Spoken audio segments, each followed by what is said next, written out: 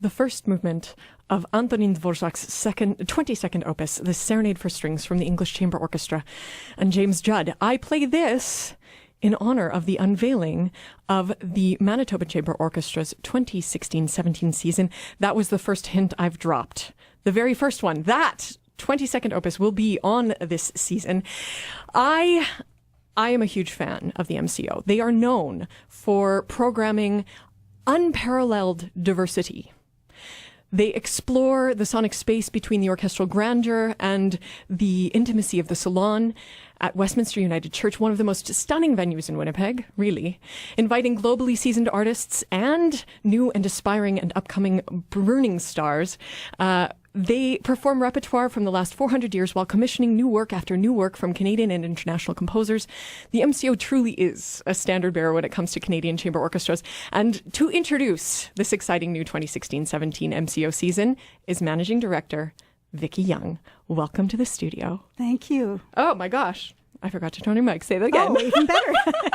Thank you. Nice to be here. Vicki, it's so lovely to see you as always. And so excited about this season. Just unreal. I mean, starting with James Ehnes, we have Dame Glennie coming back. Tell us a little bit about how the season will unfold. You know, we're so excited about the upcoming season. And, you know, it takes a few months to put everything in place, of course. And so we've been thinking about it and talking about it for quite a long time. So, you know, you kind of lose track of how it's all going to fit together until that very last moment when everything falls into place. So we're starting with James Ehnes, which is quite a thrill for us.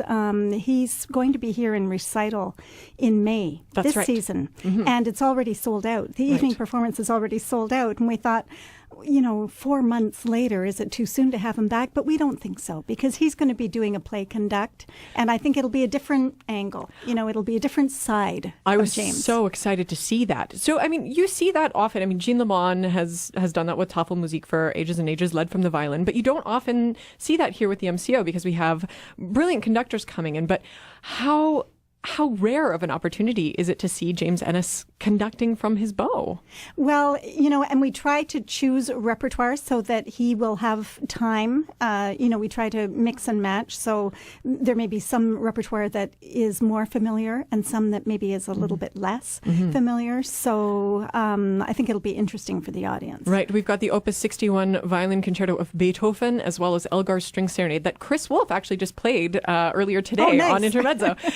And I wanted to play an episode of that rather than the Dvorak, even though the Dvorak is absolutely beautiful. I'm quite fond of the Elgar. And he said, nope, you can't play it because I played it earlier. And I was like, no. It's okay, though. But it's amazing music. What Dame Glennie is coming back. Yes, and you know, it's been a few years since she's been with us. Yes. We performed a lot of early material, or a lot of material with her over the years. And in fact, we've commissioned a couple of new works for her. And we've toured with one of them, a piece by Christos Hatsis called Mirage. Yes. And the audience reaction was really positive. So even at that time in 2009, I remember there being a conversation about having to record it because it's just, you know, hitting all the right places with audiences. Well, Christos Hatsis has a habit of doing that. I mean, he's responsible for the score of Going Home Star, Truth and Reconciliation, the RWB ballet that's been going around. It's been touring lately as well. Yes. He's fantastic, based in Toronto, right? Yes, and his partner is a percussionist, so I think he writes particularly well for those instruments. That is something I did not know. Yeah, Excellent. it's really, so that'll be really nice. And the wonderful Michael Osterley from Montreal has also written a new piece for her called Kaluza Klein, and we premiered that in 2012 and got a very good response. But I think he wants to go back and take a fresh look at it again and just maybe update it a little bit. Well, I'm familiar with Michael's music. He's also collaborating with you later on in the season in something that I was just kind of gobsmacked by, just in terms of the grandeur of this production. season. This is at the end of your season, the final concert of the season, right? Michael Oesterle is writing a companion piece for Soldier's Tale. Could you explain that? Yes, that's right. And I'm going to quote you in our brochure, gobsmacked. Yeah. Well, because Sarah Jo is gobsmacked. Well, when what you higher praise? Oh, shucks. It's because I saw you're collaborating with a theater group That's right. based out of Quebec called Le Cercle Molière. Well, actually, that's the local Cercle Molière. Oh! That's ours. Yeah. No way. So if anybody has happened to see Réal Senarini's wonderful Enemy of the People, L'Ennemi du Peuple, that's been performed there, I'm not sure if it's still running or not, but he is writing the text for it. Michael Oesterle is writing the score. Right. And it will be a companion piece. So it'll use the same instrumentation, the same number of actors, and it will be put on a program with The Soldier's Tale in one half, and then this Nana Bujo et le tambour. So basically Nana Bush on the drum. And I think it'll be really lovely. We're doing a workshop of it in June, so we're starting to get a sense of it. We've had a first draft of the script, which is fabulous. And it's based on a foundation myth of métis. That's right, yes. Well, Geneviève Pelletier, who is the artistic director of the Cercle Molière Theatre Company, is herself métis. And I know that Réal has been consulting a lot with the community to make sure that he's writing, in the right idiom and covering the history and the legend appropriately. And it's been a great project to be involved in. It really has. It's been a lot of fun. So exciting. I mean, but the other really exciting collaboration that we have that's quite unique to the MCO is a collaboration with a group of young fiddlers from the Frontier School Division for a collaboration filled with fiddle medleys and Bach violin concerti and a new work by Jim Hiscott, also Winnipeg-based composer. Yeah. So how did you guys get connected with the Frontier School Division, and how has this blossomed? Well, for the last 10 years, we've been doing a lot of work in the Frontier School Division. We've been going and offering workshops, working with the fiddle instructors, working with music teachers, and doing performances. So every year, for about 1 or 2 weeks of the year, once the roads get better and good for driving, we go and we try to cover the whole province over every 3 years or so. That's great. So so this year we're going up to Churchill, for example. We'll be in Thompson, Flin Flon,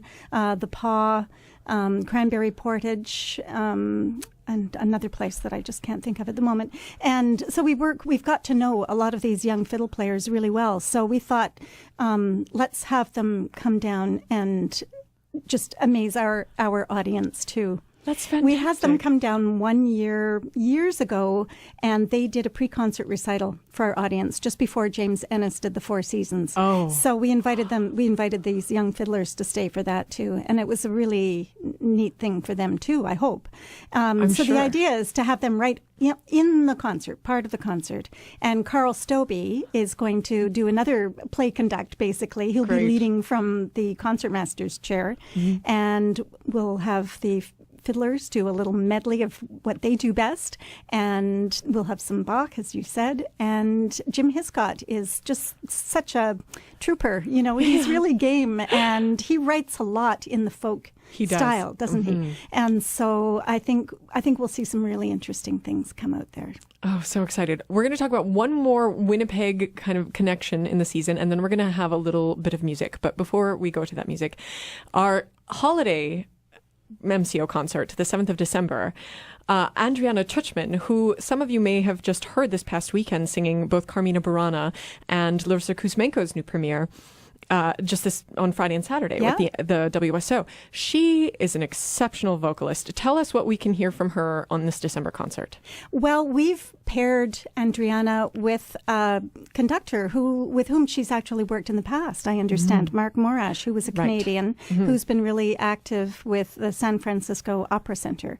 And so they've come up with a wonderful program, and it's going to involve an arrangement of a Ukrainian Christmas carol. Excellent. It'll include some Mozart Mozart, Exultate Jubilate.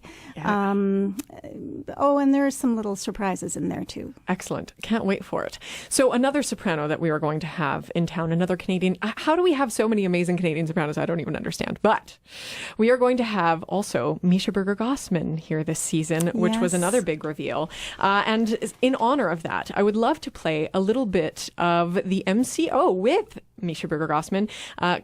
In this recording conducted by Roy Goodman, one of Copland's Emily Dickinson songs. And I thought it would be appropriate for the time we're in right now. Dear March, come in. And we're back in the Diamond Lane, just like that. Here in the studio with Vicki Young, Managing Director of the Manitoba Chamber Orchestra, here revealing exclusively the 2016-17 season here on Classic 107. I have so many more questions for you, but let's start with a quick question about our maestra, Anne Manson. Now, she's been with the orchestra since 2008, That's season, right? Mm-hmm. Yeah, but she also conducts all over the place. And you just said that you saw her conducting a Tosca in Minnesota. Tell us about that. Oh, it was great. I had the chance to go down to Minneapolis last week and see her Tosca on Thursday night, and it was just amazing. You know, we're so lucky in this central part of Canada to get the access to opera that we have. And as I was reading the program, I noticed an ad for Manitoba Opera, and I thought, oh, how lovely! That's great. Good crossover. And of course, they have Of Mice and Men coming up. Oh, very exciting at the end of April. So that American connection, I think, was pretty neat. Absolutely. So it was really nice to have some time with her. And we spent all of Friday just thinking about, talking about, planning our next few seasons, getting some of the broad brush strokes in place and thinking about where we want to go, what kind of directions we want to take. So how do you and Maestro Manson kind of put these things together? Does it start with the artist? Does it start with the repertoire? Does it start with a theme? You know, all of those. Okay. All of those. And, you know, we get ideas from a number of different sources. We might have a board member who brings an idea forward, and Anne is open to all sorts of ideas, and she generates a lot of the ideas, of course. And we have projects that are brought to us. You know, sometimes we're approached with ideas by art or with ideas for artists. And so really it's a combination of all of those things. And, you know, for a project like the project with the Sac-Balière that we were talking about earlier, right, you have to put some of those long-term projects in place and start working toward them a couple of years ahead of time. We've been talking about this for a couple of years, and not until this June are we going to start the first workshop, and then we'll do it the following June. Right. So, you know, it depends. Sometimes you start with the artist and you ask them what they would like to do, and sometimes you think of a composer whose work you want to do. So we try to take different directions with different things. Excellent. Well, and that final work of the season also is incredibly unique, being both a dramatic and musical work. So that lead time is absolutely essential. But has the MCO ever done anything like that before? That's a good question. You know, we've done collaborations with choirs, okay, you know, where we've commissioned things with choirs, and we've done things. I've done things, you know, with dance companies when I've been working with other arts organizations. I was with Winnipeg Singers, and we did a lovely collaboration. You know, it's mostly been working with choirs and where there's been text involved. Okay. So no, I think this must be a fairly recent thing. We've done some things with children, but again, it's been more a vocal singing thing. Okay, so first dramatic work. Again, this is the final concert of the MCO season next year, the 7th and 8th of June 2017.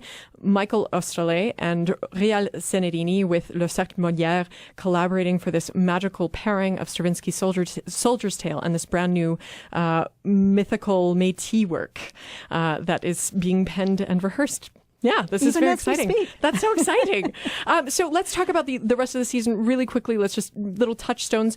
In November, we have American pianist Andrew von Oyen playing Shostakovich 1, which is Piano Concerto No. 1, which is like one of the most ebullient, folky and lighthearted piano concerti of Shostakovich. And then we also have Misha Burger-Gossman, who we were talking about, singing an arrangement of Richard Strauss's 4 last songs? That's right. You know, sometimes we are in conversation with artists and it isn't so much that they're not available or that they're not interested in coming, but it's a question of what they're going to perform with you. The last time she was here, she did Kurt Weill's 7 Deadly Sins, and that's an orchestra that's really at the top end of the number of people that we can put at Westminster stage. So we were just trying to find things that she wanted to do, and we asked her what she would like to do. And this was one of the pieces that she suggested, and we just thought, wow, what an opportunity, you know, in the intimate surrounding of Westminster. Yeah, and it's for piano quintet. Yeah. And Earl Stafford is conducting the rest of the concert. He'll conduct the rest of the program. Okay. Yes, and of course he is really familiar with that piece in its full you know, version. So we'll see. We'll see if he is going to have a few words to say about that too. Excellent. And the penultimate concert is another soloist who I'm very excited about having back in Winnipeg, cellist Azur Polo. I saw him for the first time a couple of years ago with the MCO and was just swept away by his lyricism. He just sings through his instrument. Very devoted to contemporary Spanish repertoire, but also plays some amazing Bach. Very excited to hear his Granados and Rodrigo. So how excited are you to have this guy back? You know, there's just something about the cello, and maybe it's the acoustic of the church or just the combination of strings and cello. And he, of course, the Rodrigo is a larger work. So it's very exciting. He's just such a super artist to work with too. Excellent. He was very humble when I met him, and I was just, you know, ear to ear with smiles. Amazing. So what an incredible season. When can our listeners see this? When can they see it? Well, it's going on sale on Wednesday, which is the date of our next concert. We thought we should give our subscribers a chance to get in there as well. So we've sent them an advance notice, but then at the concert on Wednesday, or starting on Wednesday, people will have access to online ticket sales or by calling the Manitoba Chamber Orchestra. All right. Well, you can discover the MCO's new season for yourself at the MCO's website, themco.ca on Wednesday. Special pricing on subscriptions of 6 or 9 concerts are available until June 17th. Is that right? That's right. And after that, of course, the price will go up. So absolutely worth it, guys. I was looking at the pricing, and it's totally reasonable, like absolutely unreasonable, or absolutely unreal, especially for students. Students can subscribe to as many or as few concerts as they want for $10 a shot. So if you have a student ID, guys, go and get this. This is amazing. There's no excuse not to go enjoy the MCO. All concerts are presented, of course, at Winnipeg's Westminster United Church at the corner of Westminster and Maryland. And you can get more information, of course, on our website as well, classic107.com, or at, once again, themco.ca. Vicki Young, Managing Director of the MCO, has joined me here in the Diamond Lane. Thank you so much. My pleasure. Thank you. It is always a pleasure. And in honor of our last soloist that we mentioned, Azur Polo, we will play actually a movement of something that he'll be playing with the MCO this following season from the Concierto in Modo Galanta, the third movement of Rodrigo. We will hear Azur Polo himself with Max Brigado Darman.